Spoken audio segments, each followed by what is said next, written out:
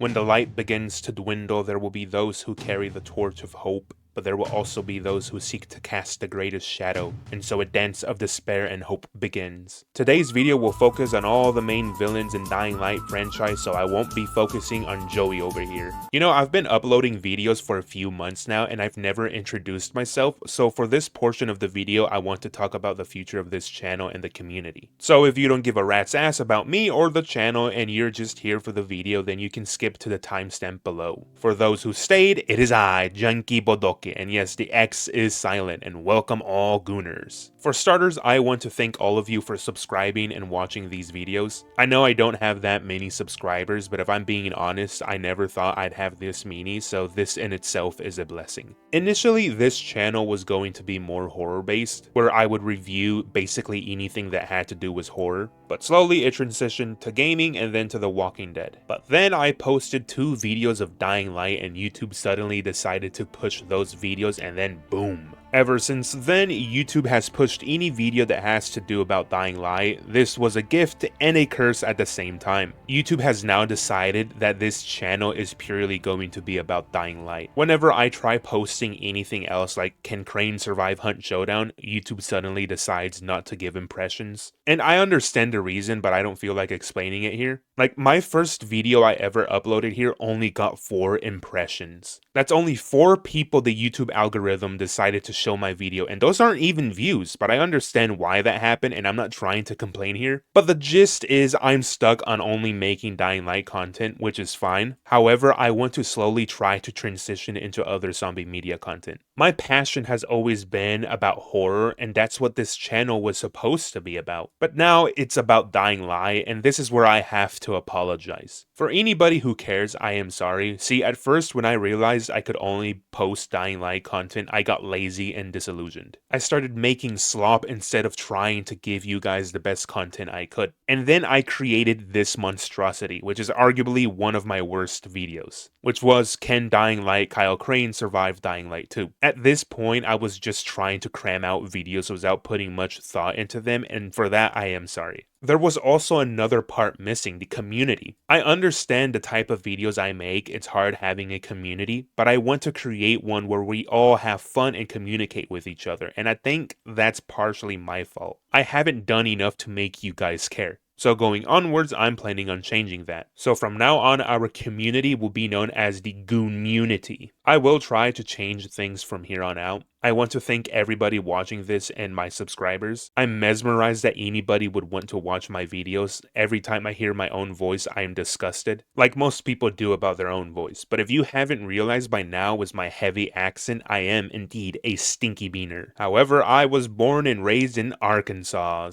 So why does this even matter? Well, I have many ambitions and passions. So this channel will primarily stay as Dying Light content. However, I will try to slowly transition into all other zombie media like Resident Evil and The Last of Us and whatnot. However, here in a few months, I will be moving to Georgia. When this happens, I have plans for starting other channels. I want to go back to making horror content videos. In fact, I have plans for creating 3 new channels and I want you guys to be a part of it. One will be focusing on finding the scariest game ever made, so in other words, I'll be playing horror games, and all the zombie games that I need to play for this channel. The second channel will focus on scary stories, videos, films. I want to create a community where we expand the horror genre. And the last channel will be my passion project. The thing that made me start this channel was my passion for writing. I want to create short horror films and many other things in that channel. So here, more than likely when Resident Evil 9 comes out, that's when I'll start the journey to finding the scariest game.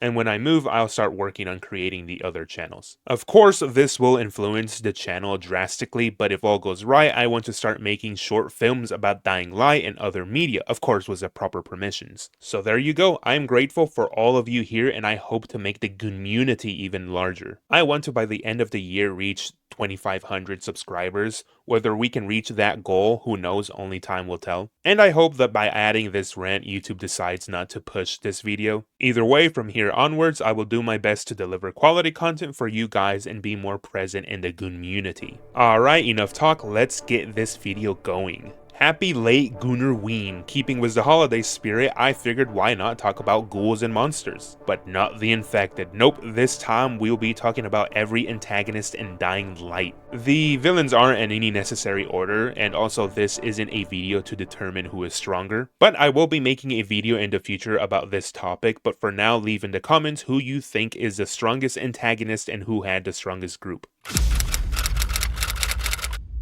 But let's quit the chit chat and go straight into Dying Light. The very first villain and who many consider to be the best villain, Kadir Suleiman, or as we know him, Rais. If I'm being honest, the first time I ever played Dying Light, I kinda felt like Rais was a trashy villain. Like there really wasn't anything that I liked about him. Of course back then I was just a stupid kid. After replaying the game, I got to see Rais in all his glory. This man, through his cunning, sadistic mind, managed to essentially subjugate an entire city. He was the strongest man alive in Haran. He was just as big, if not a bigger threat than the infected. Time and time again, we got to witness his unpredictable behavior. He had no care for his men and led with fear and absolute power. Through his exploits, he had most of the city's resources and managed to take most of the Antizen drops. This basically forced everybody into submission, or in other words, he was a dom daddy and the citizens of Haran were his bitches. It was only until Crane showed up that things started to go bad for him. Crane began killing his goons, killing them left and right, but this is when we truly start to see how big Rais's organization was. When we enter Old Town, we start seeing just how much influence Rais really had over the city. This guy had people everywhere, but a man like this needs help, and that's when Tahir comes into place. Rais was the mastermind and Tahir was the right-hand man, the commander if you will. Together they created many outposts and a strong network that allowed them to easily maintain control over the city. However, if you want to see a more detailed video about Rais, you can go watch this video I made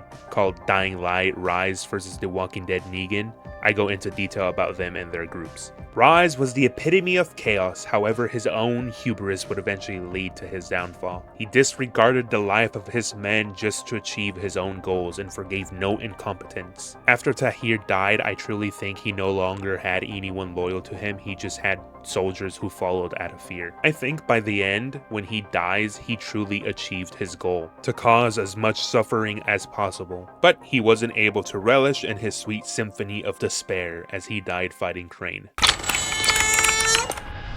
So the first guy I want to go over is Kann. He's basically the one who took over the remaining men of Rais's gang. I honestly do not understand what demented gooner would ever follow this guy. Like, come on now. I understand Rais, but this guy? Holy shit, people are stupid. I do like how his men didn't give a shit about him and destroyed the tower he was in and fell to his death. And the only reason why I'm even mentioning him is because technically he was a bigger threat all throughout the following until we finally met the mother. Something unique about this though is that even after Rais's death, his organization seemed to kinda stay intact under this bozo somehow. But either way, dozens of soldiers still remain, just comes to show how many men Rais really had.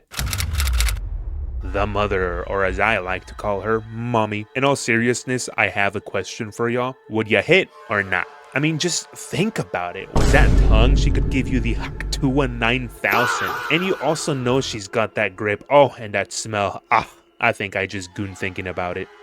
Huh? Anyways, back to the video. The mother is the first sentient volatile we ever come across. She is the big bad of the following. I feel like she was highly wasted potential though. Like, don't get me wrong, I do enjoy her as an antagonist, but honestly, the whole faceless group is kinda underwhelming. I think if they had added a mission where you encounter her at night without knowing anything about her and she goes completely feral, I think it would have added more depth and intrigue to her character. Because I mean, like, come on, we only meet her like twice. But anyway, she led a group called the Faceless. Not gonna lie, they were kinda useless as we see them get whooped by Rais's remaining goons. She wanted to sacrifice the city of Haran and kill the virus, but in order to do that, she needs the whole place to go boom. But unfortunately for her, Crane refuses to take her offer and so they fight. She dies fighting, believing in her goals to the very end. She's actually one of the few antagonists who wasn't inherently evil, she was just highly misguided. Although she had blown up the city, then perhaps she could have prevented the fall. Initially, I hated Waltz and Dying Light 2. I was the whole bandwagon of hating this game. But I'm not gonna lie, when this game first came out, it was ass. At least for me, that was my opinion back then. But this year, I revisited the game and my opinion has drastically changed. Although I like the mechanics of Dying Light and the Beast more, I do like the story a whole lot more than the other two. And this is all because of Waltz. Before the fall and his eventual termination from the GRE, Waltz was working on weaponizing the Haran virus by creating the perfect bioweapon and finding a cure. However, he chose to experiment on children to achieve his goals, which is why he eventually was fired. But during this time, his daughter would eventually become infected. The rest of the story revolves around him trying to find a cure for his daughter Mia. However, the story is told through the perspective of Aiden. So the entire time we believe Waltz did something to Mia, while in truth, he was attempting to find a cure. During this time, Waltz allied himself with Colonel Williams and his Renegades. He kept experimenting on Renegades and on himself. Eventually, he would leave and convince many Renegades to come with him. His goals were to achieve access to the facility X-13 because it might have held the means to cure his daughter. However, by restoring power to the facility, the old system activated. Now, the whole city of Villador is threatened by annihilation if the power isn't turned off. However, Waltz was willing to allow the city to be destroyed if it meant he could save his daughter. Aiden is then forced to confront him to save the city. We actually can see the effects of the experiments he conducted on himself. For starters, his strength is extremely enhanced, but it does seem to have a severe caveat. His powers seem unstable and we see how at times he loses control and the animalistic side of the virus takes over. During his final confrontation with Aiden, he kept injecting himself with inhibitors to boost his power, but by the end he took too much damage to continue fighting. Now, this is a question I have. Is Waltz dead? Like, is it 100% confirmed? Because in the end of the fight, he's literally just left sitting there. But that doesn't necessarily mean he died. I don't know if later it's mentioned that he died or his fate is supposed to be ambiguous. I just always assumed he died, but while making this video, I don't think we ever actually see him die. I don't know, maybe I'm stupid, but if anybody could clarify this for me, I'd be highly grateful. So for their story, it's really intertwined with the Peacekeepers, with the whole civil war with Jack. So for this video, I'll just give a brief explanation to their factions. So we got Colonel Williams, aka the Butcher. This guy is the leader of the Renegades. Their main base of operations is the water pumping station. There are also two factions of Renegades, the ones that follow Colonel Williams and the ones who work for Waltz. They are always for the better part, always seen fighting. They are after resources and control over the city. Also, since they control the pumping station, depending on what you choose, you could unlock the Sunken City, where you can fight a new type of infected, the Drowner. Since they are secondary villain like the Peacekeepers, I'll keep it sweet and short.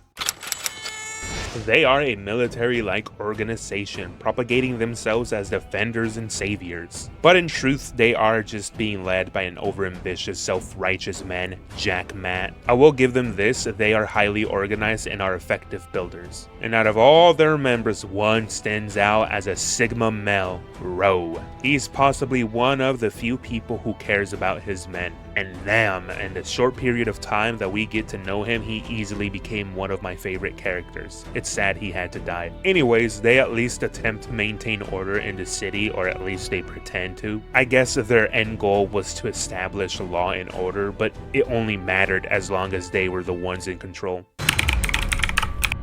Skullface, or I guess Skullface 2.0, is Abel, the son of Ogar. When Ogar was forced to give up one of his sons, he gave up Abel, believing he would have a higher chance of surviving. However, ASStrid would fill his head with lies and make him believe Ogar had abandoned him. Full of rage, Skullface grew stronger until he killed the real Skullface and took the mantle for himself. He became the champion of Carnage Hall. Eventually, he would fight his brother, where he defeated him with ease. Aiden and Skullface eventually did clash, where we get to see how this guy literally uses fire release jutsu, lightning release jutsu, and poison. After beating him the first time, you have to fight a demolisher. After beating it, you fight him for the final time. Depending on how you play the story, either you kill him or you spare him. Sadly for Skullface, he was consumed by a misguided anger, although to be fair, he had a good reason to be mad. If his dad wasn't a gambling addict, then his whole life would have turned out differently.